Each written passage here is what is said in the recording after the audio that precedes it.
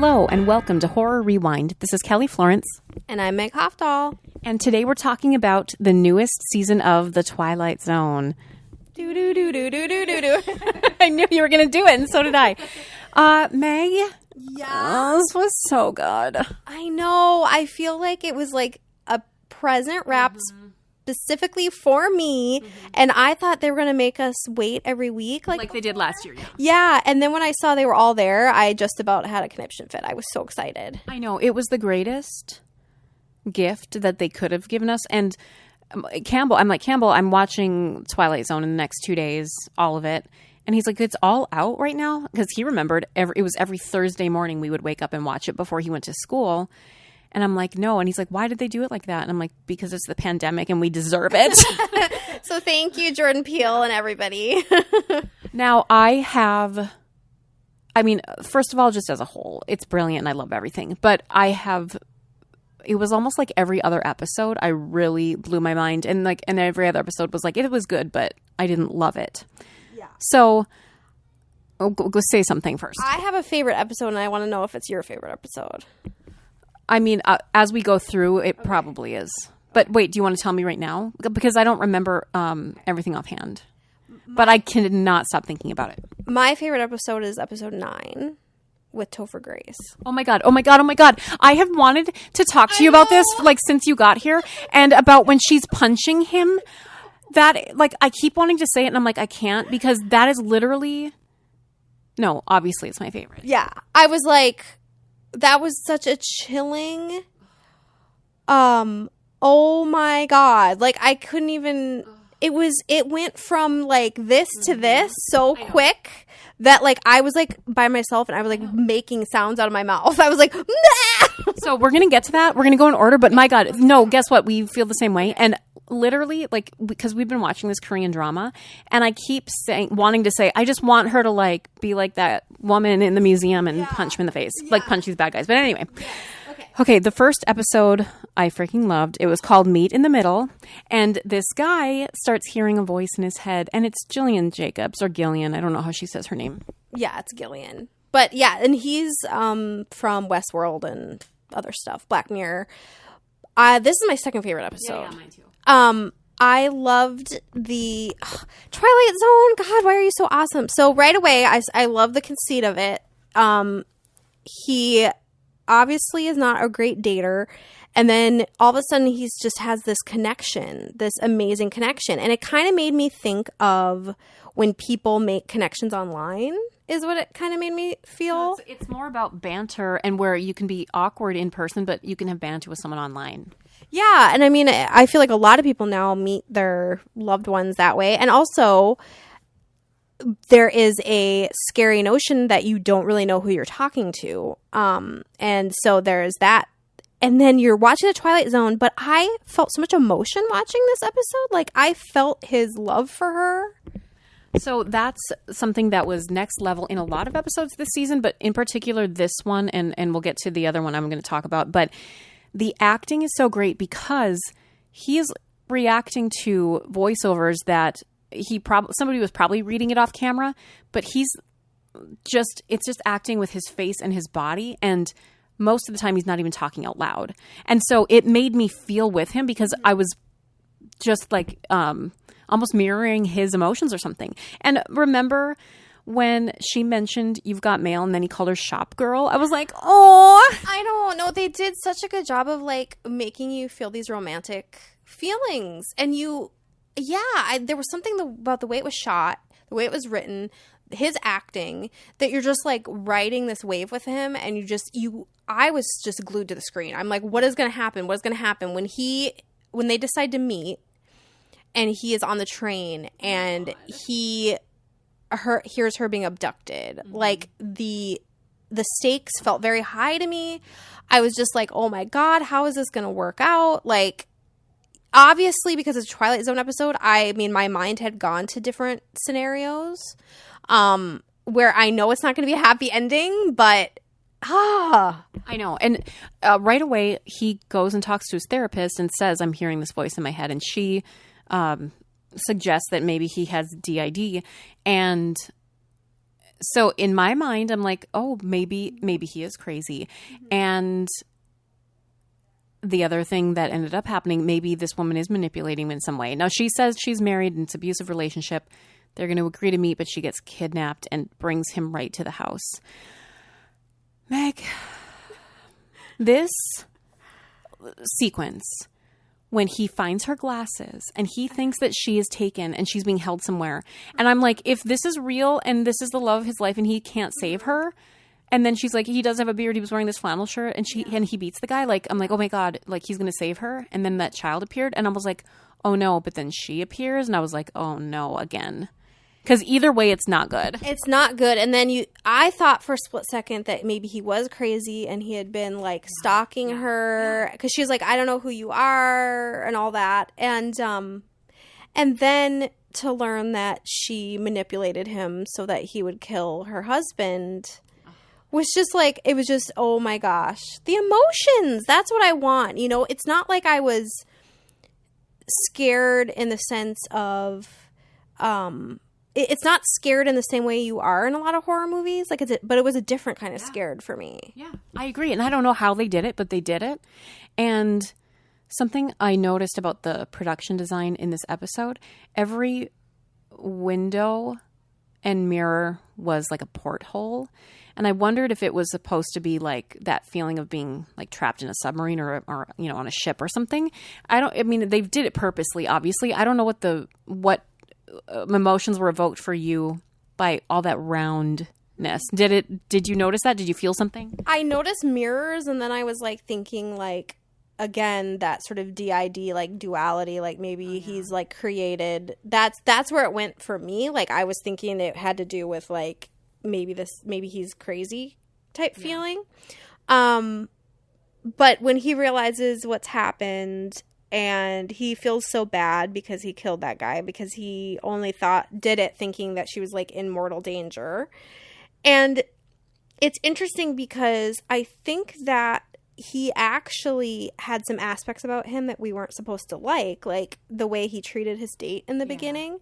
So the Twilight Zone always kind of is like this sort of cosmic karma type thing where it's like, but the thing is, I cared about him. I came to care about him in this, like, what was it, 38 minutes or something? But somehow I did. I know. And that was the thing too. Like when he was connecting with Annie, he's like, what am I here on earth for? Like, what's my purpose? Because he was working at a grocery store. He said he wasn't talented at anything. Like, nobody really liked him. He wasn't necessarily good looking. Like, he was really hard on himself, and he didn't have anything extraordinary about him. But the thing that he felt like she still loved him for not being extraordinary. And so when he was in the back of that cop car and he came to terms with that he was crazy, but then she starts talking to him again and revealed that he wasn't crazy, I felt so much for him. Yeah, I did too. It was just such a emotional episode, and I cared. And I don't know, there's just like this indescribable thing that some episodes, like just talking in Twilight Zone, I mean, this is about everything, but in Twilight Zone, sometimes there are those episodes where you care so much, and then sometimes there are the episodes they're really more high concept and they're less about caring about the people. And I don't like those ones as much. But what was I gonna say? Oh my gosh, I know what I was gonna say. I've seen Datelines that end like this, where these guys get manipulated to kill women's husbands the same way, not through telepathic connection, but like online. I've literally seen that. Yeah, that's crazy. It's fascinating. You know, the Jordan Peele, most episodes he has his little monologue at the end. In one or two he didn't this season, but the monologue at the end, he says, what kind of compromise, you know, would you go to connect with another human being? And I was thinking about, and I teach this in my communication classes about relationship communication. Sometimes we lose ourselves and our own identities in some relationships, and it's not healthy. You know, some people will morph into being the person that their partner is, or their partner needs them to be. And so he was not that this was that, but it reminded me that when we become something for someone else and we're not true to ourselves, that's not a healthy relationship. Yeah, and then I mean, I think they were trying to maybe show that because maybe he was too grieved when she was like, okay, this, I'm married, this isn't going to work out, and he like can't function. And again, he seemed like this clean slate, this blank slate of like not having maybe a personality unless it's like rooted within her. And so yeah, I mean, I think that element was there, definitely. It was so cute, like how they showed them dating. Like he started going in to eat at restaurants, like, and just sitting across from an empty spot, and they would talk in their heads. And like that first time he went out to get the pizza, they're like, "Oh, to your usual to go." He's like, "No, I'm going to eat here." And it was so cute. I know, they got me. Like they really got me. I'm like, oh my gosh, this is adorable. And I love Gillian Jacobs, and so it was just so cute. I mean, until it wasn't. I know. Okay, let's move on to the next episode. We'll rank the whole season, right? Yeah. I mean, we've already said what our favorite episodes are. Episode 2 is Downtime. It's this woman, and she was Brody's wife in Homeland. Anyway, she's like gets this manager position at a hotel. I was thinking right when she gets her manager position and she's having to deal with these irate customers. Dealing with customers would be the worst, but can you imagine it right now during like people like trying to enforce mask wearing or something? No, I mean, we've all seen the videos. I'm glad I don't work at Trader Joe's or any of those places because people are going nuts. But I was thinking when I was watching it, I had when I was in high school, I thought about going into hotel management for some reason. I thought maybe that was going to be what I was going to do. But this episode didn't make me want to do it anymore. Now, this sequence where, this thing appears in the sky and everyone like stops and like breathes out and is sort of stuck looking at it. It reminded me of the movie or the novel Cell, the Stephen King novel, when everyone's just going a little bit crazy and they start moving in herds. I know they're not moving in herds, but they're all like standing still. But it was a really icky feeling. It was icky, and there's something about them being like slack-jawed that made it more icky to me. Like, I don't know, there's something about with their mouth open like that really kind of got to me, like gave me a little like, ooh. Now, she's the only one that is aware and awake, and we find out later that he or she had a heart attack and isn't like reloading in this, virtual. It's called identity tourism, alternate reality. She rushes home to her husband, and then he sort of like wakes up and starts speaking in an Irish accent, which was really creepy. Yeah, that bothered me too. I was like, because at that point you don't know exactly what's happening yet, and when he like started talking in an Irish accent and she didn't recognize, and he's like, oh, come on, like quit playing around, like get out of character, whatever. That is so unsettling to me. Like if you can't trust your husband, ew. I know. So I'll tell you, this wasn't like my favorite episode. I mean, it was interesting. She or he chooses to stay in the dream and not, go back to quote unquote reality, with his wife. But I wondered, Meg, if identity tourism existed, who would you want to play for a day? Or, who would you play first? Oh, that's a good question. I don't know. I mean, I don't think I would do what she's doing and work so hard. I was thinking I would probably want to be Lisa Vanderpump for a day or something. Oh, yeah, that sounds good. I think, it's so funny. I know this is cheesy, but I feel like I have like a good life, so I don't even know like what I would want to do that I don't get to do. Is that cheesy? A little bit, but but at the same time, it's like I don't know that I would want to do a lot of things. Like I definitely wouldn't want to be a hotel manager. I don't think I would want the life of a rock star. Speaking of an episode coming up, I don't think I would want to, see what it's like to be like an airline pilot or something. So I don't know. Like, I mean, it's basically like cosplaying. So if you could go to like a different era or something, does that open up that more? Like you could be Shirley Jackson for a day. I mean, yeah, if I could like go, I'd like to go play Jane Austen land. Yeah. Like, I'd like to go play and like cross stitch and then like go to a dance and like dress in that costume or something. I would be more into that, I think. Yeah. I know. But the way that this identity tourism worked, it seemed like they were just like trying out different jobs and stuff, which is fine, I guess. I don't know. It's like Sims, I guess. Maybe it would be fun to like be a decorator or something. I don't know. But yeah, I guess I guess I have a pretty nice life because I'm like, nah, I'm pretty good. But this has one of those classic Twilight Zone things where it's kind of one of the typical themes, which is knowing that your life is built on lies, but accepting it and just doing it anyway. We've seen that in the old show, and I think even last season. So I liked it. I liked her. I thought it was interesting. I thought it was a good sci-fi premise. It's not one of my favorites. It's probably more in the middle of the road, but I enjoyed it. Yeah, I would say that too.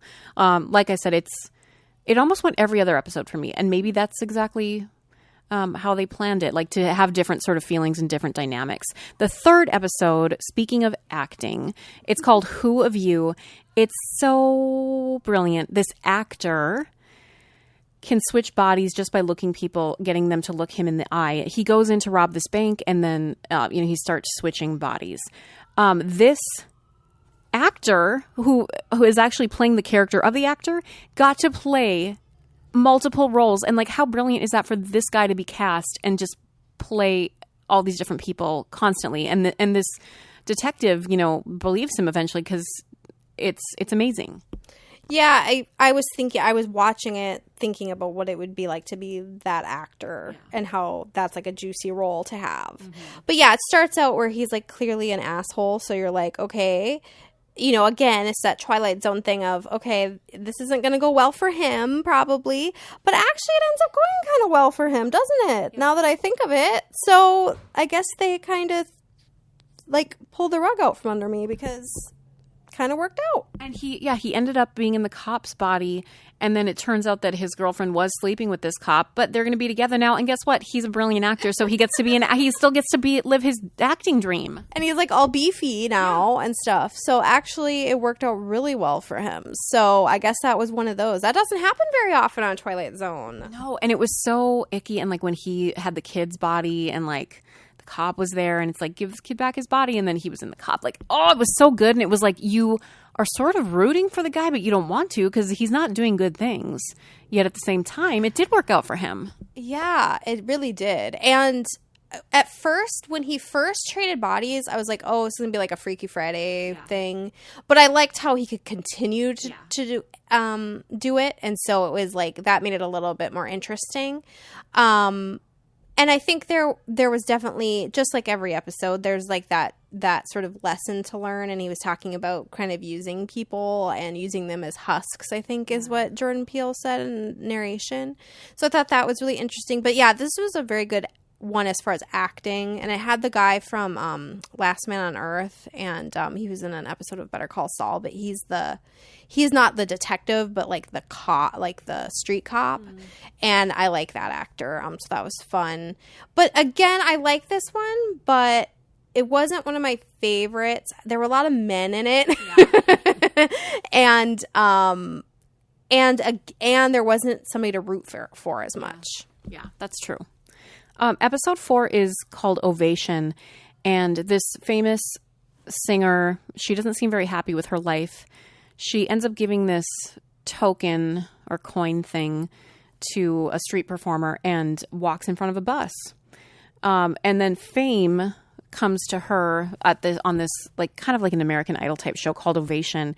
And it's not earned because she's not great, and she admittedly isn't great. And it's her sister, right, who she's with. Mm-hmm. And her sister is like not sucked into it either. And she's like, yeah, I don't know why you're so famous or whatever. Same thing with, I wouldn't want to identity tourism as a hotel manager. I don't think I would like to have this level of fame. No, I mean, at first, like, it seems like, oh, I think, like, one person is like, oh, hey, I'm a fan of yours. And it's like, oh, that's all pleasant and everything. But then, of course, it gets out of control. It made me think of the Kumail Nanjiani episode where it's not that it's so similar, but he kind of has the same, what do you call it? Like the same goals. Like he is willing to do anything to be famous. And at first, this main character, she seems like she has a good head on her shoulders, and she's not getting too carried away. and it's bothering her how many people are chasing after her. But then when she loses it all and she goes and she lives in that cabin for a while by herself, it becomes clear that she can't live without this ovation. She can't live without the applause, that she becomes so like consumed with it. And I mean, that is, no one needs to explain the allegory there. Yeah. And I know I should be careful what I wish for, but self-isolating in a cabin by yourself alone for a while, that sounds kind of nice to me. But I know that I obviously, don't need that in my life, but didn't that seem kind of nice? Yeah, it's funny because I was talking to my friend who has a 3-year-old, and we were talking about everything with COVID and everything, and I'm like, oh my gosh, I feel bad for people who like don't have anyone in their lives. And she's like, oh my God, I would do anything to be quarantining by myself right now. And it's all about being a parent. Like, people don't understand if they don't have kids, because it's like they're like, but what if I'm lonely? It's like, what's lonely? I know, like you can't go to the bathroom by yourself until they're a certain age. Yeah. Like even now, sometimes. I mean, I always have a dog with me. yeah, no kidding. But anyway, it did. I was kind of jealous of her idyllic little retreat to the mountains, and she was like eating ramen noodles every day. What else do you need? I know, it looked pretty good to me. Now she gets a magazine, and we don't see exactly who this new singer is who's got this newfound fame, but somebody, got her fame, and she's jealous, and she goes to confront this person and stabs them. Like, that was a pretty bold and surprising choice. Instead of just confronting them and like trying to steal the token or something, whatever, she actually stabbed them, and it turns out it was her sister. Yeah, and I think the most important aspect to point out is that her sister stole this coin, yet she actually had a job that helped people. She was a heart surgeon. And like that was kind of something they talk about beforehand, is like she's got this job where she can actually like affect change. Mm-hmm. But we as like an American culture are so obsessed with applause that it seems like to her, it seemed better to be a rock star and get applause that doesn't even deserve it, that's not even a good singer, than to actually like help people and save their lives. I know. I thought it was good. Yeah. But here comes another one. Episode 5, Among the Untrodden. It's sort of Carrie-esque. Remember this one? Oh, is this the two girls at the school? Yeah. Oh, I love this one. This one is probably my third favorite. Yes. It felt like Carrie a little bit, because there's this new girl is here, and she's studying psychic abilities, and she might have them, but she convinces this other girl, or she doesn't, that this other girl probably has them.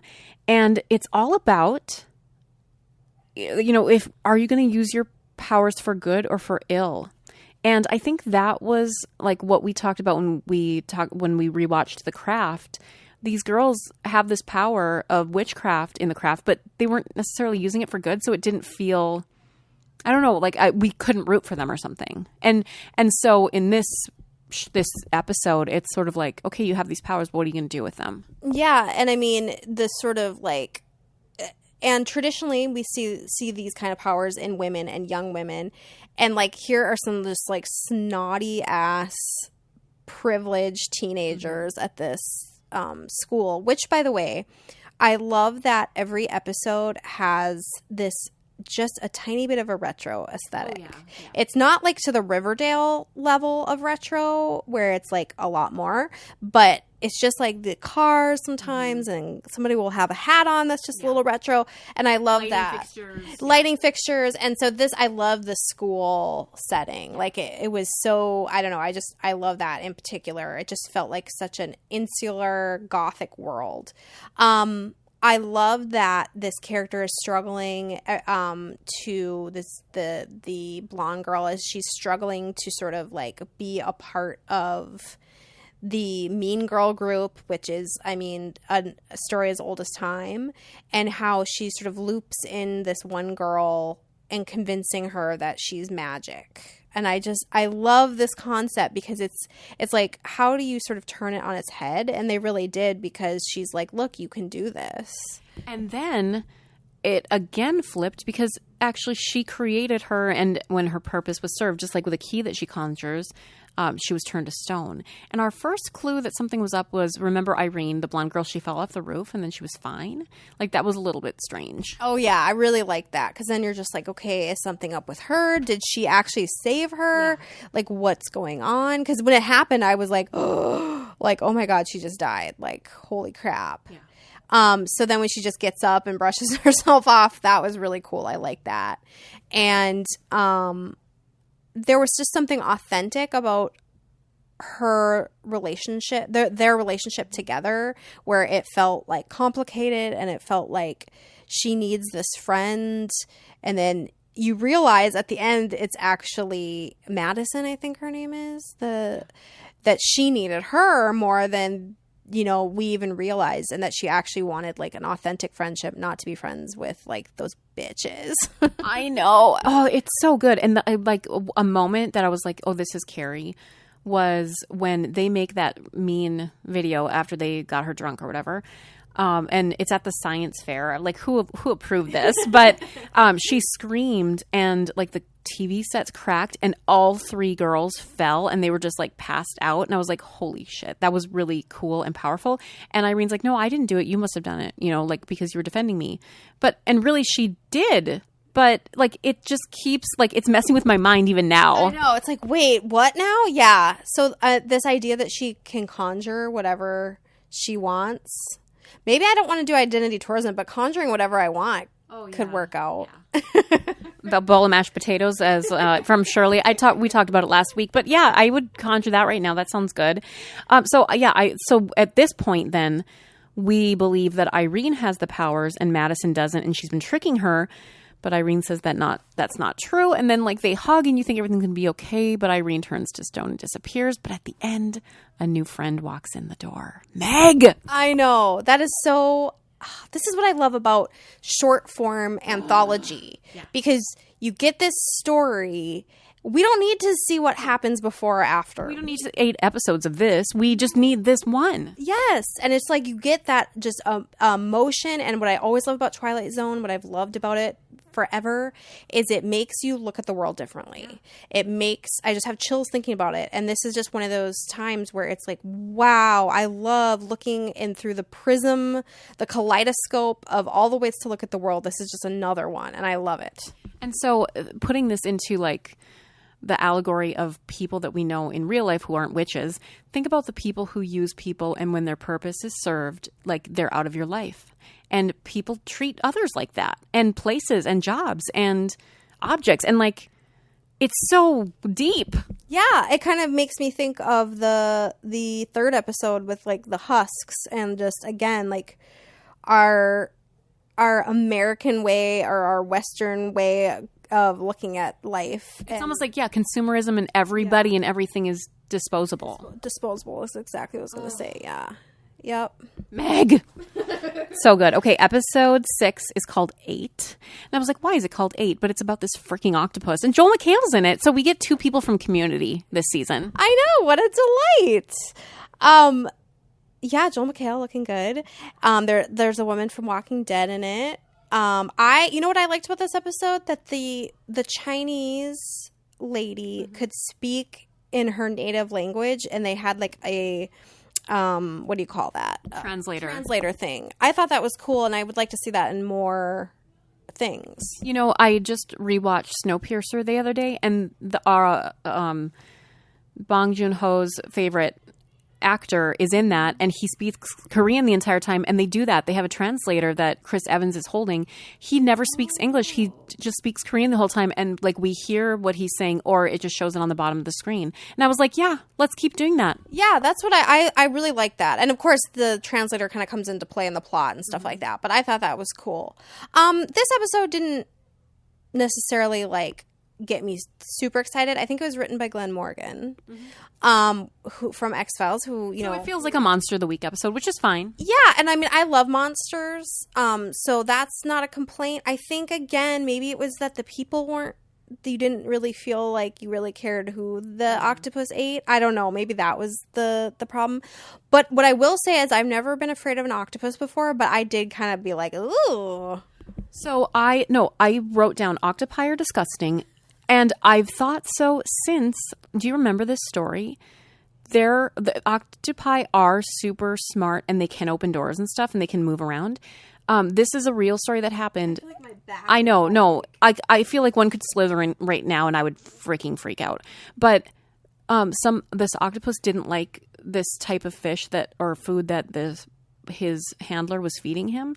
And so one night it took the food that the handler had given it, slithered into his office, and left the food on his desk. Like, the octopus knew where the guy was, like he knew his scent or something, and he got through all the doors and left the food on his desk, like, you eat it, I don't want it. And they had to change his food. Like, that's disgusting, and that's really scary. It's kind of like, I get the same feeling when I was watching the episode, and when you just told that story, I get the same feeling on the back of my neck about birds, and it's because, like, crows and ravens are smart as fuck, and so are octopi, apparently, because I don't like that. They have that big brain and that big head. And they're icky. Yeah. I don't know. And so, like, there's a couple animated movies. I mean, I think it's like Finding Dory, and then it's like Penguins of Madagascar. I know I'm really highbrowing it, you guys, but both of them have smart octopi who, like, move around and, like, go through rooms and stuff, and they can camouflage. And guess what? It's true, because they can do that, and that's disgusting. Well, yeah, I think it's about time then to have this episode. I like the science behind it, but I felt like it was a little talky, where it was like they kept telling us rather than, like, us sort of experiencing what or discovering things ourselves or seeing it. Yeah. But I do appreciate that it was, like, just kind of your classic, like, almost like, not The Thing, because you don't have, like, the paranoia aspect, but the setting anyway feels like very capsulized, and you have that group of strangers. I always like that. And then there's the creature, and I got skeeved out when I was watching it, because I was like, ew, and it, like, came up out of the tube and stuff. So. And the gore was really good. Remember when it ripped the eyeball out? Oh yeah, I did I did like the eyeball rip. So that was good, because it's like Sucker was so like intense on his eye. Yeah. So I like that. Now, it was really gross and creepy because the octopus was on the computer and cell phone, and it changed the genetic sequence so that now sea life can rise out of the ocean. And they, like, showed, like, a graph basically of, like, all the creatures that were going to rise out of the sea and, like, come onto land and rule humanity. And that's disgusting. It is disgusting. I feel like what I would have loved to see at the end is, like, instead of the octopus, like how they showed it, like, kind of like telegraphing the information to all of the sea creatures, which I guess we needed to see that. But I would have just loved to see, like, one little fin go up, like, just one little fin on the beach, you know, or something like that. Like, I feel like that would have been cool. But yeah, the concept that, like, okay, now they're smart, because I think the whole thing was like, you know, they could overthrow us if they really wanted to. And so that concept is really scary. And I kind of want to see that movie now. Actually, yeah, that's gross. Episode 7 is called A Human Face. The premise is that there's going to be this, like, solar flare that might interrupt electricity and stuff. Solar flares freak me out since I was young and watched an episode about it was The Outer Limits, if you remember that show. And there was an episode about this, and basically it wiped out all of humanity, and it was, like, post-apocalyptic. But, like, that's scary, and we can't do anything about it. What is a solar flare? I don't know the science behind it. Do you? Well, not entirely, but I know that it's like basically a wave of fire from the sun that could hit us at any time and cause a lot of problems. Well, I mean, it's 2020. Bring it on. Well, I mean, we have the murder hornets and we have everything else, and we might as well have a solar flare. They hear something in the basement, and it's like this weird creature thing, but then it takes on the face of their dead daughter. Yeah, I like this one because I like where we learn this sort of, like, heavy past about these people, and you can see the strain in their marriage. They did a good job of, like, even there are a couple episodes where portraits were used to sort of, like, show the family dynamic, and I thought this was a good example of that. And I don't know, I like this one just because it was it was the only thing I would have liked is if they had flipped the roles a little bit, because it always seems like it's the husband who's like meh, meh, meh, and then the woman's like, no, it's our daughter. I would have liked to see maybe them flip it, where the dad's the one who's like more gullible, so to speak. I thought it was interesting that, you know, this creature is imitating their dead daughter and gets all the information and memories and everything from their, however it absorbed those things.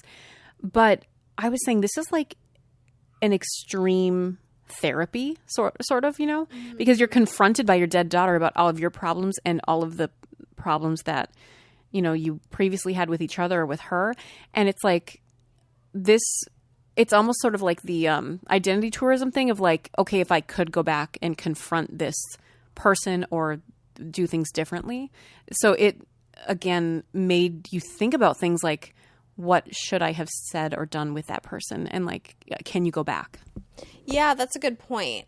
And it made me kind of think of the second episode with her kind of deciding to just go ahead and live life on a pile of lies. And it was kind of like, you know, as a mother,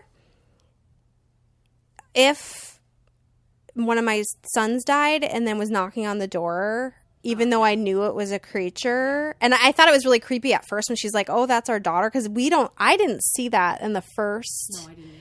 And so I thought that was really cool how they did that, because it was like, wait, how is that thing her daughter? Yeah. But, you know, she's a mom, so she saw it. So I thought it really played well. And you're right, it was like therapy. And instead of like physically hurting them, she was like gut punching them with you were terrible parents and here's why. Yeah, wow. And, you know, and now they have this chance to kind of talk to her. But of course, his whole argument, it's not her. But then the creature says, well, but I am her in a way. Yeah. So it was kind of a mind fuck, but I enjoyed it. Yeah. No, I thought it was good. And I thought the acting was great. Again, they always have great actors. Episode 8 is called A Small Town. It's again another cool concept and another circular window.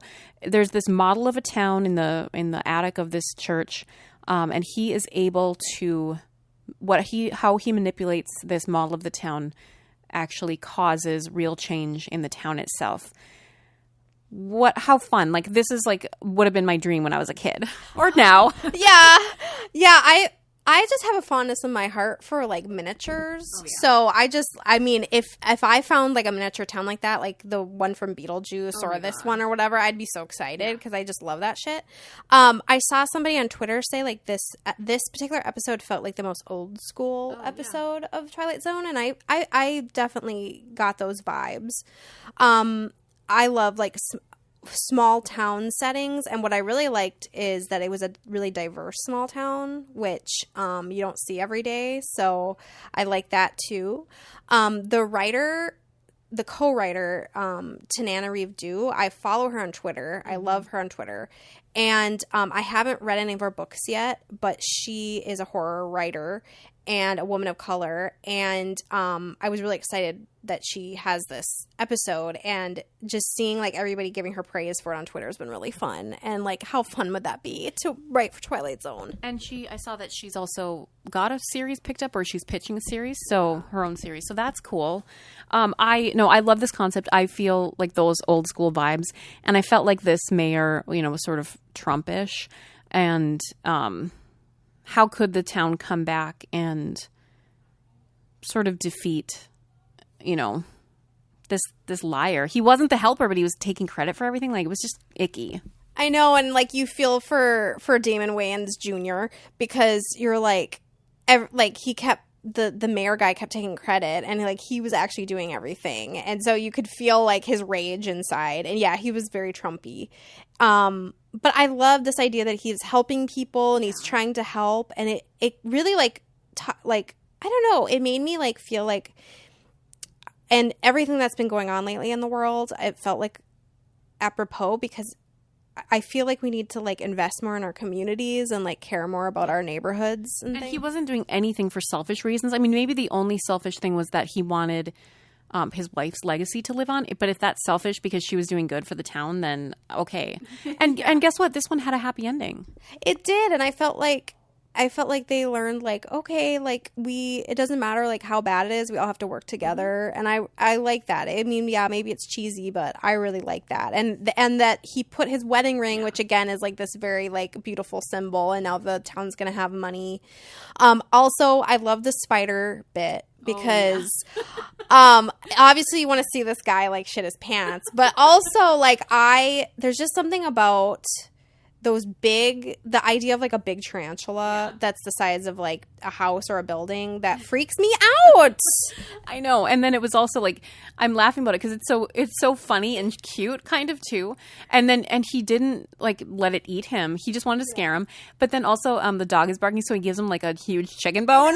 Yeah, I like that too. There were a lot of, like, fun things with, like, now that they had established, like, what will work in this, like, world. And that was really fun. I like that. Yeah. No, I loved that episode. I mean, it was fun. Episode 9 is called Try, Try. And it's an allegory for white male privilege. Okay. Okay, speaking of persona casting. Yes, that's what I wanted to say. I didn't want to bring it up. It now. Okay, so in the Shirley episode, we were talking about persona casting, and I didn't want to bring this up because I was like, I'm going to go and, like, word vomit. So basically, I've always thought Topher Grace is a little cutie pie. I didn't watch that 70s show, but I just always thought he was, like, a cutie pie. And he's very, like, he has a sweet persona. Like, he's, like, the least scary guy in the world. I know he played David Duke in The Klansman or something. But normally he plays, like, very sweet. But that's also, I think they cast him as David Duke because of the persona casting. You expect him to be one way, and when he's the opposite, so it F's with your mind. Yeah. So right away, if you know me, which you do, right away, you know, this is my dream man. Yeah. He knew what to say. He was doing everything. Like, he was carrying his book. He knew all the stuff. Like, he's adorable. He's a dork. He's lovable. He wasn't being too persistent or icky in the beginning. Like, he was letting her go, or he was going ahead. No, I was like, oh my God, this is so romantic. What's going to go wrong? I know, that was me too. I'm like, everything's going to be okay. This is just a romantic one-off episode. No, I was so in love with him because, I mean, that's the thing. That's what they were trying to do. He was intellectual, but he wasn't pretentious. And he wasn't mansplaining. Nope, he wasn't mansplaining. He seemed interested in what she was saying. He was carrying a fucking book, which is pretty much all you need to do. Like, we were watching some movie and we're like, he's got a book of poetry on the shelf. My vagina. No, I'm gonna edit that out. No, keep it. But no, seriously, like, he was dream man, and I have the cheap CBS access, so I have commercials. So it went to a commercial, and I was like, I was just, like, dreamy. I was just like, oh my God, he's so cute, and, like, oh my gosh, when they go in the canoe together, and they're like all they're hiding from the guard. It was so cute, and you know something's up, but. You know, I guess I was hoping it would lead to something different, but then it went, oh my God, it was so good. So here's the thing too. Okay. So even when, like, we started to know something's up, he caught the water bottle before it hit her, and he knew the guard wouldn't turn around, and the guy dropped his gum, and he had already asked her if she wanted a piece of gum before it happened. And, you know, all this stuff was timed. And so it's like, okay, this is weird. And then he explains it. And even when he starts to explain it, that it's like basically his Groundhog Day, and he's met her a million times, but this is the first time. Mm-hmm. I'm like, oh, he's just trying to get it perfect so he can get out of it and they can live happily ever after. But guess what? He's not. He's a fucking creep. And he is taking notes. And oh my God, when they do the flashback and they're showing him, like, figure out the name for the mask, and he, like, which one makes her laugh, and it's Bill Johnson or whatever. And he's like, oh, okay. Basically, like, wow, you stupid bitch. Yeah. You can start to see him turn into his real persona, and that it's about masks and like the men or women or people who wear these masks just in order to manipulate you and get you to do something for them or whatever. Like, Meg, I know the levels. I know, and I don't even know where to begin. But something that, you know, you're talking about persona casting, there's also these ideas that have been inculcated and repeated for us, which are these romantic ideas of we've seen this movie before, Groundhog Day, and we've seen this concept is not new. So it feels like there's something high stakes and romantic about it. But the reality is it is creepy, and he is doing this because he's fixated on her, and he's not thinking about her as a human anymore, which is a huge problem. Again, we've talked about that theme a couple times now, so I feel like that's the theme of the season, is sort of dehumanizing people into commodities. It is so chilling when I remember,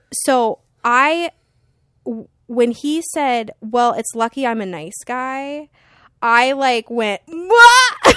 Because I have goosebumps. At that moment, you could feel it turning. But when he said that, I was like, oh my God, he's a monster. Because that was the turn for me of like, holy crap, like he's not a nice guy.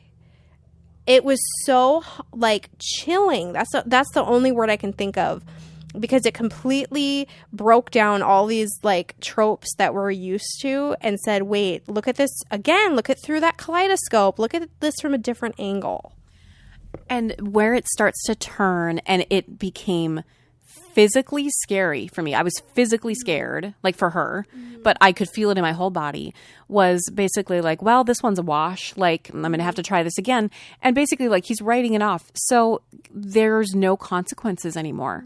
And like, speaking of the allegory for white male privilege or privilege in general, people don't feel like they necessarily have consequences when you've never had to have consequences for your actions.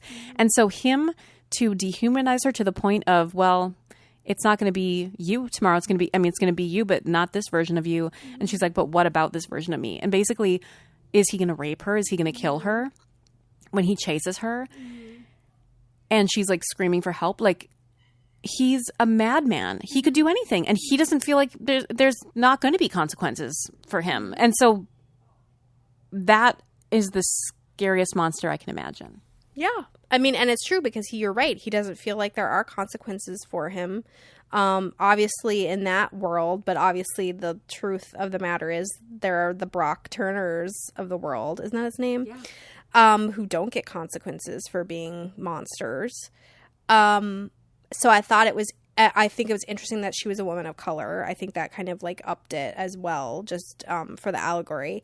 But yeah, I was physically so scared while being so psychologically like just fascinated and compelled to see how this was going to play out, and to sort of come to terms with the guy that I was in love with 20 minutes ago had turned into this. And again, it's that like punch in the gut shock of like, oh wow, his mask is off now, and this is who he is, and there's so many men and people like that in the world. And I was just thinking too, like, think about how scary it is to be on that date and it seems like a nice guy, and then they refuse to drive you home, or they refuse to take no for an answer, or whatever it is, or they roofie your drink. Like, it's so scary, and it's so many people probably get away with it because they feel entitled to people's bodies or minds or time, and again, viewing them as a thing rather than a human. And entitled is the word, because he's like, well, you told me you loved me once. Oh my God, yes. And she's like, that doesn't mean that it's true now. Oh my God, yes. Like, or you slept with me once, or you've had sex before. Yeah. He implied that they'd had sex before. And it's like, well, it's happened. So, and he feels like because he's going through this every day that he is entitled to her. That like she's his prize at the end or something. So my favorite sequence is this end scene. They're going to fight. Like, she runs from him and he's like, I know you so well. I know what you're going to do. Like, you can't get away. And so he gets like a weapon out. And like, you think like, oh my God, if this ends with like her getting killed, like, I don't know if I would have, like, even thinking about it, I want to tear up. But guess what? She's a fucking badass. She punches him in the face multiple times. And she's just like, nope, I can handle myself. That was so great because you're in that again. We've all been programmed because we watch so much TV. It's like, well, who's gonna swoop in and solve this problem? How is she gonna? Is some door gonna open? Like, what's gonna happen? But she takes care of it herself. And when he's like, well, I'll just do it again tomorrow or something, she's like, well, I'm gonna take care of myself tomorrow too. Yeah. So whatever version of me, I'm gonna kick your ass. Oh my God, that was so great. And like we've talked about on multiple episodes, like we hate it when someone steals the climax from a woman, or like if the security guards had come in earlier and she never got the chance to defend herself. It's just like that wouldn't have been as powerful, but like it was so satisfying. It was. And for me, the cherry on top was when Jordan Peele came in on the end and was like, he's going to be in this hell trying to learn. Like, it was basically like, learn what a freaking douche she is, but she gets to go live her life. Like, that was just one day of her life she's going on, and everybody else is going on, but he has to stay in this hell because he's a man baby. Yes. And so, like, thinking about how, people are like this, they're still living that in that cycle. And no matter how much, like we tell people like Black Lives Matter or people have been telling you this for decades about, how cops have disproportionately, treated people of color. It's like, well, until you learn the lesson, you're going to have to keep going through it, kind of thing. And I just felt like it was so timely. Yeah, it was so good. It was definitely my favorite episode. Until then, the first episode was my favorite episode, and then when that, I was just like blown away. It had everything I wanted. Oh, I felt so much emotion. It had the great, of course it's about male privilege, but just on top of it, it's scary. Yeah. Like, I'm scared. It's horror. That's horror. Oh, I loved it so much. Yes. Okay, the final episode is episode 10. It's called You Might Also Like. Again, consumerism. Everyone's going to get the egg. We don't know what it is. We talk about grief in our upcoming book, The Science of Stephen King. And, Gretchen Mol, her character is definitely grieving because she lost this baby girl. And everybody is just a little bit too put together. They're all wearing like their athleisure wear. And this is, again, it was like the family portraits. Everyone's perfect in all white. She doesn't know what this egg is. And this was also really cheeky and funny, like the alien abductions and like the alien and like when she tied herself to the chair. Like that was really funny to me. Like I was laughing out loud. Yeah, me too. I really liked cheeky is exactly right. It made me feel like some of those X-Files episodes that are a little cheeky, like Jose Chung's or something. Like it had that kind of feeling to it. I love the aesthetic. I love the world that was set up, which unfortunately is not too different from our world. I loved her friend. Oh my God. She's the friend in, speaking of Groundhog Day, what's that show with Natasha Lyonne? Where she keeps... Oh, Russian Doll. Russian Doll. That's her friend who says, happy birthday, baby, every time. And I love that actress. Yeah, she was great. She was perfect. But this sort of suburban mom ennui has come over her as something's happening and she can't really like figure out. It's not only is it that she's being abducted by aliens, which by the way, those are aliens, the same alien race from a Twilight Zone episode, of course. I believe it's the To Serve Man episode. But there's also other things missing. It's not like just that is what's different about her. It's the grief that she's going through, but she's not allowed to grieve because she has everything in the world, right? And no one is even acknowledging it. Like even that scene, and I don't know if it was a real scene or if it was like a dream that she was having, but she is sitting at the kitchen table with her husband and two sons and this empty pink high chair and a baby bottle, and she's crying, weeping at the table, and no one even acknowledges her. Yeah, it's just like they just have like straight faces. It's like, we have everything. You're supposed to do this. Like you're supposed to have the perfect furniture and the perfect family portraits and everything. And it's like, so you just are supposed to completely axe off any sort of like emotion and emotional connection. And like, her friend, I love the scene where her friend's like trying to get away and she's like holding onto her foot and she's like, I'm gonna be a regular person. I'm gonna go at the egg and be a regular person. And it's like everybody just like has this desire, like I'm gonna get in and everything's gonna be okay. Like, which it was just brilliant. Oh my God, it was brilliant. And like it was so funny. So when she's stuck in the tree and she wakes up and they're like, what are we gonna do? And she's just like, hey, I want to speak to your manager. So it's like a sort of a Karen thing. She was definitely a Karen. Definitely. She's like, leader? No, manager. Yeah. That was good. And then she goes up and then we actually like see her sort of talking earnestly about her life. And it's like, again, we're dehumanizing people. Because when she starts to like talk about her past and things like that, like you actually see these like different shades of her. But in the world that she's living in, having any sort of like difference or interest that doesn't like fall in line with other people is not cool. Exactly. And her dreams, like every time they are lining up with when she's being abducted, they're all commercials. And so that was really funny too about the bounty. Like she's bawling and it's not bounty, quick or pick her up, but it's basically like, look at how well these paper towels wipe up your tears. It's like you're not even allowed to feel real human emotion. It's about how can we make money off of this? Yeah, it's so true. And how aliens, I mean, maybe aliens would watch our commercials and believe that that is who we are. I mean, maybe it is who we are. That's what's scary. Oh, Meg, this show's so good. It's so good. I know. Like, what a nice treat to have in this interminable summer of our lives. Oh, listen, we're going to rank this entire season. We've already said what our favorite episodes were.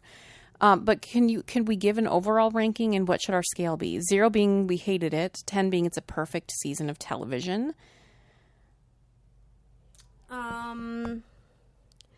I mean, should we do like the masks since that was our favorite episode? Okay. Like an actual mask like Bill Johnson, or do you want to do the eggs?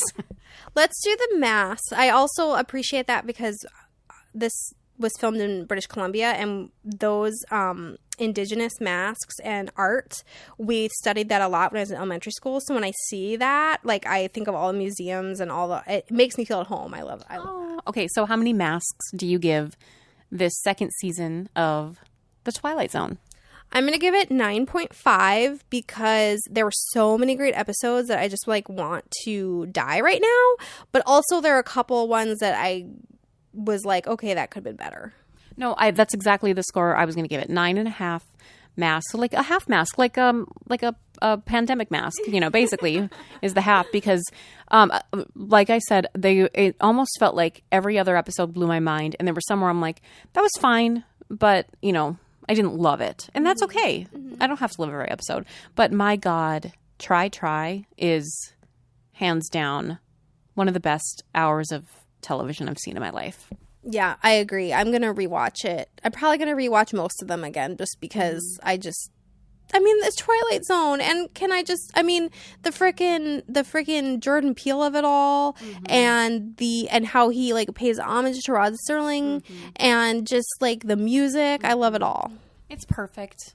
If you haven't, I don't know why you listen to this if you haven't watched it, but go out and watch it or rewatch it and recommend it to people because seriously, this is good television and we have been wanting a good anthology series. Like we've been talking about it for years and now we have the Twilight Zone back. Like what is this life? I know. Like I think you're right. We deserved all episodes dropped in our lap. And I think we did what we should do and watch them all as quickly as we could. Yes. So rewinders, get on it. Until next time, we'll see you in the horror section.